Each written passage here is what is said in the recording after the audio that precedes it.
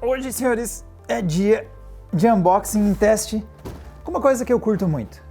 Peguei muito gosto por esse formato de monitor com telas em 34 polegadas, formato ultra-wide, 1440 por 3440. E é exatamente essa configuração que nós temos aqui com este modelinho que a Gigabyte nos mandou.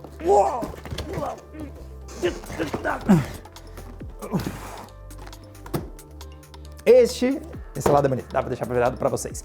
Este é o Gigabyte M34 WQ Gaming Monitor. É um monitor de 34 polegadas, como o número 34 indica, e o WQ é de Wide Quad HD. Então, nós temos a resolução Quad HD, que é 2560 por 1440. Este aqui mantém os 1440 de altura, porém aumenta para aquela proporção 21:9 ao invés de 16:9.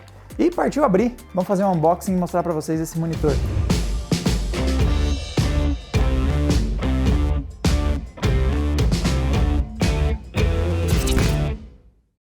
Mas antes de continuarmos esse vídeo, deixa eu apresentar para vocês o nosso plano de membros Adrenaline. Além de nos auxiliar a continuar desenvolvendo conteúdos como esse que você está vendo aqui, série de benefícios, como por exemplo, emoticons para você poder interagir com a gente no chat, uma marcaçãozinha indicando no chat que você é um membro, além de ter acesso a mais conteúdos como bastidores do Adrenaline e também, dependendo do plano, você pode até, junto com a gente, escolher um tema para um futuro vídeo. Então dá uma conferida no plano de membros Adrenaline e a todo mundo que consegue contribuir com a gente, seja compartilhando esse vídeo, seja acompanhando nosso conteúdo, seja se inscrevendo nos nossos membros. Muito obrigado!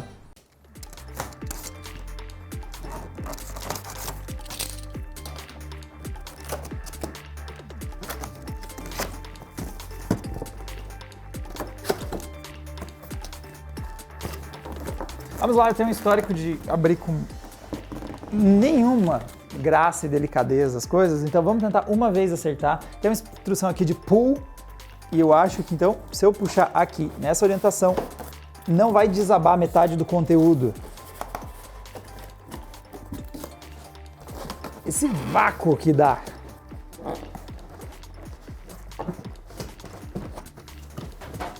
Começou a desabar as coisas ali. Saia!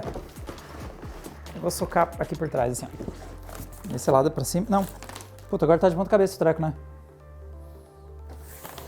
Ah, agora vai.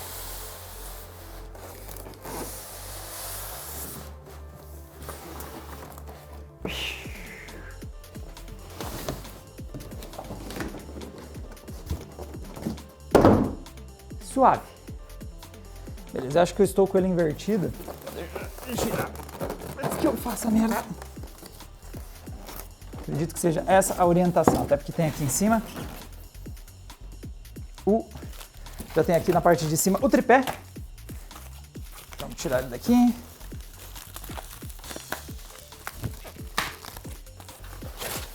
Um bumerangue de bônus. Nossa, esse é grande. Como ele é um monitor ultra-wide, ele de 34 polegadas, ele é um monitor mais pesado e a Gigabyte apostou em 2 pinos aqui embaixo. A montagem parece bem simples, a gente só tem uma daquelas chavezinhas que você inclusive tem um acabamento para girar com a própria mão. Então, este é o tripé. Aqui eu já derrubei todos os cabos enquanto eu tentava abrir. Então já tem aqui cabos DisplayPort,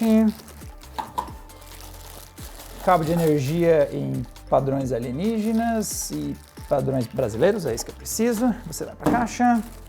Manual. O cabo padrão americano, HDMI e, por fim, um USB. Nós temos uma conexão USB que a gente vai usar, já vou mostrar para vocês o que ela faz. Nesse momento, galera, quando você está falando em formatos de tela com resoluções e taxas de atualizações altas, e esse aqui é um monitor, se eu não me engano, 144 Hz. Yep, 144 Hz. Então, quando a gente fala de taxas de atualizações altas e resoluções maiores, muito foco em usar, de preferência, o DisplayPort. Este carinha aqui. DisplayPort é uma tecnologia que tem suporte a resoluções maiores, a taxas de atualização maior, então dê preferência a usar o DisplayPort, especialmente quando você tem uma tela de altas taxas de atualização, de alta resolução ou os dois, como é o caso aqui. Então nós vamos de DisplayPort, nada contra o HDMI, especialmente se for um HDMI num padrão bastante recente, mas às vezes é um saco você ver se é um HDMI rápido bastante para o que você quer fazer. E na dúvida, o DisplayPort normalmente vai dar suporte ao que você precisa no seu monitor, rima acidental. Agora vamos lá, mover a tela. Aqui tem mais uma continuação do suporte. Ali o pedestalzinho. No manual estaria a ordem correta de montar as coisas. Mas nós não vamos usar isso. Esse aqui é um formato que a gente já testou em outros monitores da Gigabyte, funciona bem. Ele tem um ajuste bastante leve de altura, de ângulo. Então você encaixa isso aqui no monitor e depois manda ver. Tem uma organização de cabos, tem uma lubrificação para o mecanismo. Você pode não enfiar a mão nela, é opcional. Eu fiz, devia ter prestado mais atenção. Aqui estão os encaixes ali para a parte de baixo. E vamos lá, vou deixar isso aqui de lado e vamos ver a tela.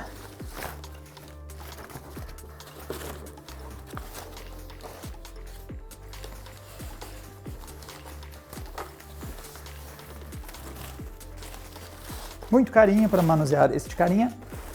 Aqui já dá para ver as conexões, talvez seja o momento mais fácil de a gente conseguir enxergar elas. Então nós temos aqui uma entrada para o USB, é o que viabiliza esses dois hubzinhos aqui, então você pode ligar, sei lá, seu teclado e mouse na sua tela. Também dá para controlar via software esse monitor, como a gente vai mostrar para vocês quando ligar. Tem aqui então um USB tipo C. Esse monitor tem a tecnologia do KVM. A gente já mostrou aqui no Adrenaline. O KVM em ação é uma conexão muito interessante porque ela consegue, com um único cabo, você liga o seu tablet nessa tela e aí você já tem a imagem do Android indo para o monitor. Você pode ligar um celular via essa conexão USB tipo C, pode ligar um notebook nessa tela e com um único cabo você tem a troca de informação, de energia. Então o KVM é bem interessante via essa conexão USB tipo C. Tem vídeo no canal, a gente já testou num outro monitor da Gigabyte e, cara, é realmente muito útil você passar tantos dados e energia e coisas em um único cabo.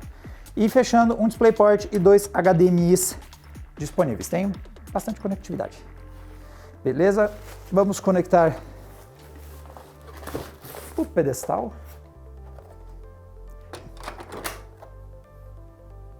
Até que enfim eu aprendi isso. Talvez vocês tenham visto eu fazendo isso muito pior em vídeos no passado. Meu Deus. Pera, que eu acho que eu tô fazendo de um jeito mais difícil. Por que eu tô fazendo de um jeito idiota? Ah, eu tô fazendo de um jeito idiota. Ah, definitivamente eu devia ter feito assim desde o começo. Agora vem o momento crítico da nossa conexão, que é ligar isto no pedestal.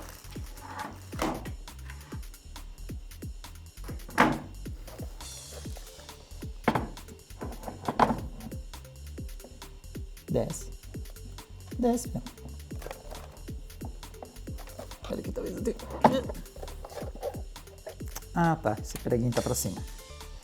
Então, antes de fazer isso, verifique se está para baixo o esquema de parafusar.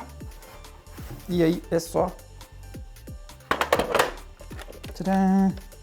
Dá pra parafusar com a mão. Tipo, dá pra você pegar uma chave e prender, mas particularmente acho que você não precisa prender tanto assim. Talvez era bem mais fácil ter mantido o monitor na mesa e colocado isso, mas eu quis fazer maneiro e aí tô aqui suando. Yay! E como vocês podem perceber, o que muda com o Ultra Wide? Ele tem mais área nas laterais, então a altura continua 1440, só que nas laterais a gente tem 3.440 pixels. Com isso, a gente tem um ganho de uns 20% de área nas laterais. Isso aumenta a sua área útil. Então, por exemplo, se você coloca duas telas quando você está trabalhando com duas janelas lado a lado, elas têm bastante espaço cada uma. Ou quando você está jogando, isso aqui combina muito com como funciona o campo de visão. Então, se você fizer um teste, tipo, coloca a sua mão assim, tipo aqui, ó, bem no canto você ainda enxerga o movimento, logo assim você já não enxerga. Então, tipo, faz sentido essa proporção de tela baseado no nosso campo de visão. E um jogo de tiro quer dizer que, tipo, numa tela 16:9, que terminaria tipo aqui, quando seu inimigo está aqui, você não enxerga ele, aí ele entraria só aqui no seu campo de visão. Então te dá uma vantagem quando você está jogando games competitivos, aumenta as chances de você ver alguém, porque você tem um pouquinho mais de área de visão. Vamos conectar os cabos e vamos ligar este cara.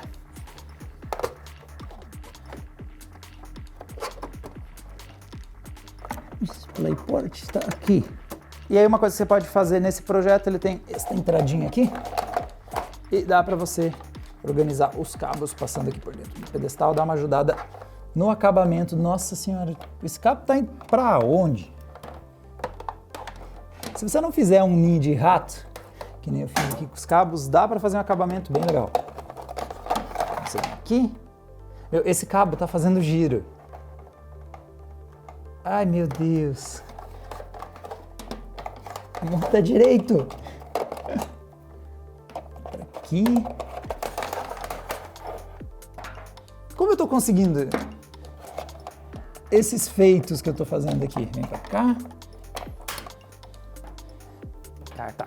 Agora eu acho que eu vou conseguir. E você vem aqui. Aí, ó, vê que nós organizamos todos os cabos por aqui. Já deixa na parte da frente. Você consegue deixar mais organizadinho. Consegue esconder melhor os cabos por trás do seu monitor e passar aqui na parte de trás. Bom, isso nos traz agora a seguinte situação. Nós temos aqui uma bela tela, só que ela tem uma proporção de pixels um pouco diferente do que a gente roda os testes no Adrenaline, por exemplo. Então, quando você coloca nos nossos benchmarks, você vai ter Full HD, Quad HD e 4K, todos na proporção 16:9. E isso aqui não é nenhuma dessas resoluções. Então, por exemplo, quando você pega ali uma colinha e vê qual é a contagem dessas proporções, então, por exemplo, em Full HD a gente precisa, em Quad HD tradicional, 16:9, a gente tem uns 3.600.000 pixels. Para 4K nós temos 8 milhões. Então, como você pode ver, é um belo de um salto, mais que o dobro. Só que essa resolução fica no meio do caminho, ela tem quase 5 milhões de pixels. Então ela é mais pesada que o Quad HD normal, só que ao mesmo tempo ela não chega a ser tão pesada quanto o 4K. Então se você quer ter uma noção de qual é o desempenho que a sua placa vai ter nessa proporção, o ideal é que você vá lá, olhe os nossos benchmarks e pegue o meio do caminho entre o que o Quad HD entrega e o 4K entrega. Um pouquinho mais em direção ao Quad HD, mas mais pesado que o Quad HD, porque mais pixels quer dizer mais trabalho para sua placa de vídeo. Então, para a gente ligar esse sistema, vamos precisar de um bom computador. Então, aqui está a nossa bancada de testes.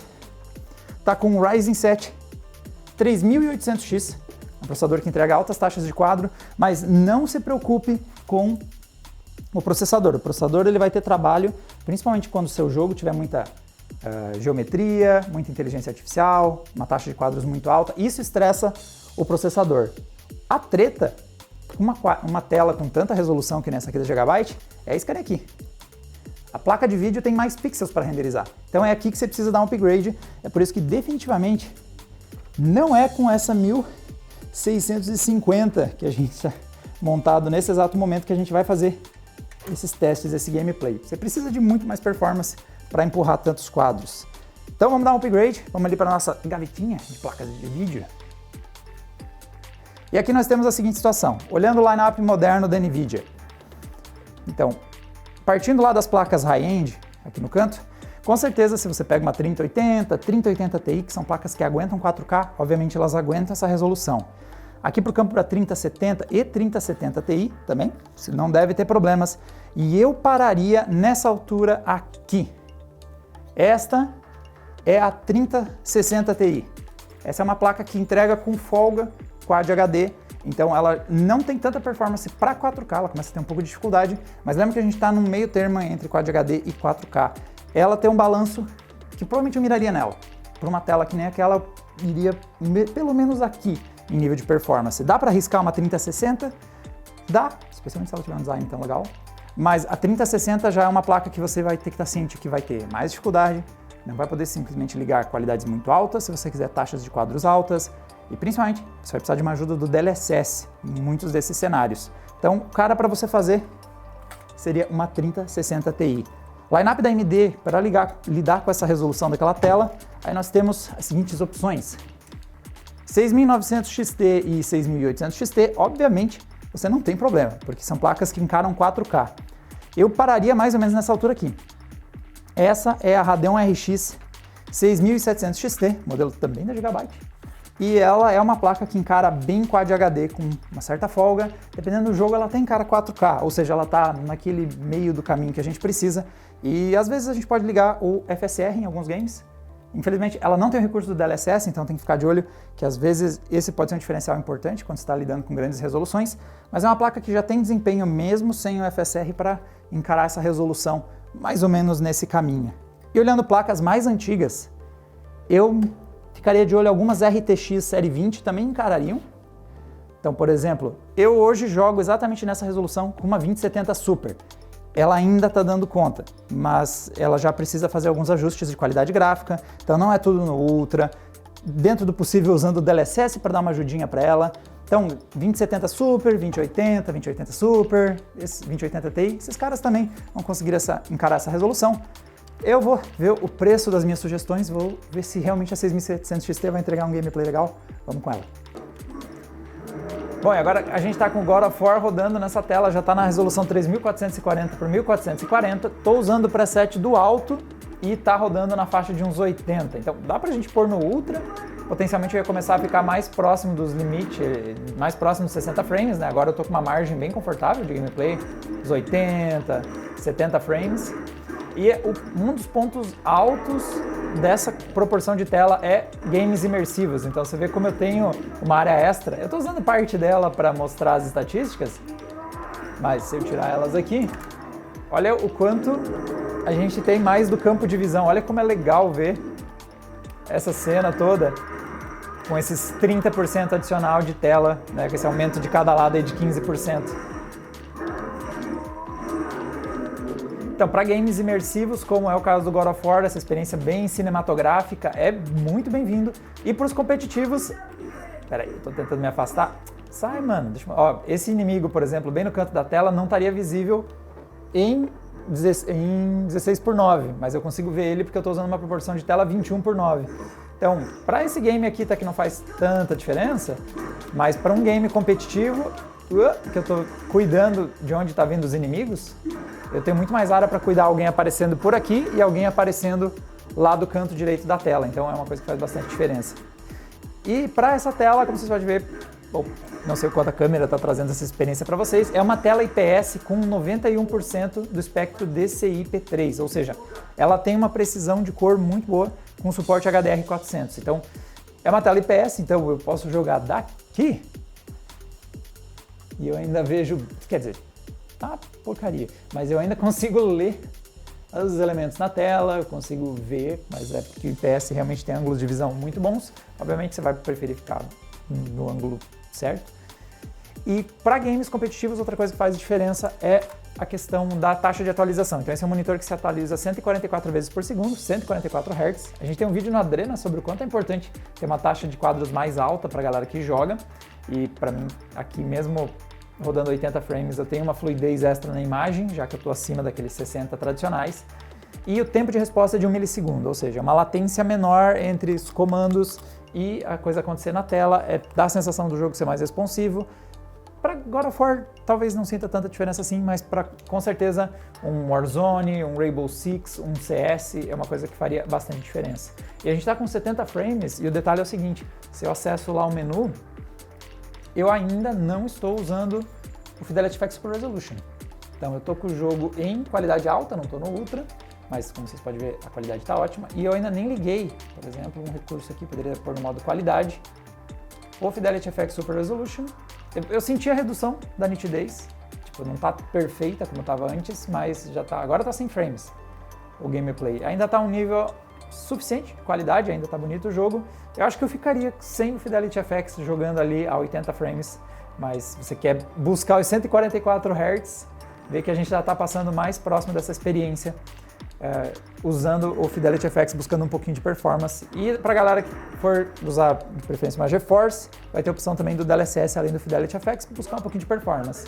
Mas não é só para gameplay que essa tela é interessante. Bom, e uma coisa que eu focaria muito para essa tela, não necessariamente só na parte gamer, primeiro para ela ter uma precisão de cor alta, ela é interessante para quem trabalha com coisas que envolvem isso, na parte de design, gráfico, ou seja, áreas que você precisa de precisão de cor, mas também para a parte de produtividade. Então, por exemplo, se eu tenho aqui o Adrena aberto e tenho também a janela aí da página oficial deste monitor da Gigabyte, a gente pode facilmente vir aqui e colocar os dois lado a lado. Então, como a gente tem uma contagem de pixel bastante alta, vê como a gente tem bastante espaço para ambas as janelas. Então eu consigo trabalhar com elas lado a lado, sem problemas, com bastante área disponível para você ter esse multitasking, que muitas vezes você acaba trabalhando com 2 monitores, aqui você pode trabalhar com um único monitor. E aí a vantagem que você tem é que quando você quer fazer multitasking, você tem basicamente uma boa área para 2 telas, e quando você está jogando não vai ter aquele problema de multimonitor, que você tem um buraco entre os monitores, né? Você tem ali as molduras dos monitores, aqui não tem erro, é uma única tela quando você vai jogar. A imagem fica certinha, você não está encarando bem ali a junção de 2 monitores e a moldura deles. Então, é um setup para se levar em consideração quem está mirando nesses 2 usos, o uso gaming, ter essa área 21x9, ou também a hora de trabalhar você ter esse conjunto de tela. Outra coisa que eu acho interessante, a Gigabyte coloca em alguns de seus monitores, nós temos o recurso que se chama Sidekick. É uma interface em que você, basicamente, quando você conecta aqui o conector USB, você passa a ter isso aqui disponível. Então, além de ser um hub, você tem mais 2 portas USB, também passa a ter uma comunicação entre esse software e o seu display. Então, ao invés de você ficar navegando lá pelos botõezinhos atrás do monitor, que às vezes é um saco de você alcançar ele, acertar e tudo mais, aqui você tem um software que já mostra todas as opções rapidamente. Então, você consegue configurar as coisas mais rápido. Então, por exemplo, eu posso ligar aqui o refresh rate, aqui em cima ele está mostrando qual é a configuração que está usando, que é 144.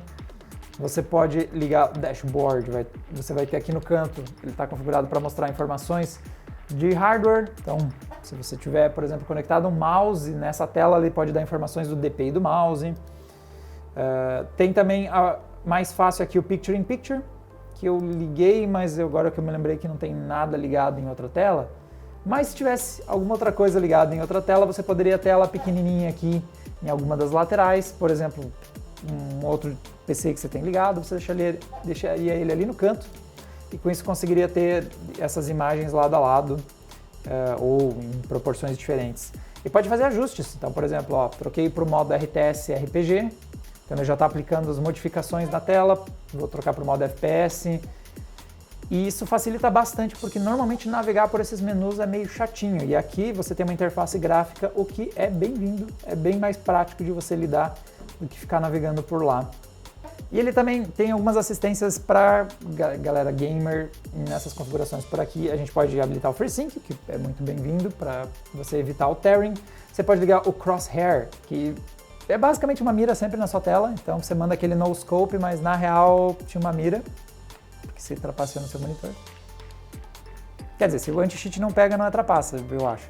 Inclusive você pode mudar a setinha, a posição dela, você pode fazer alguns ajustes.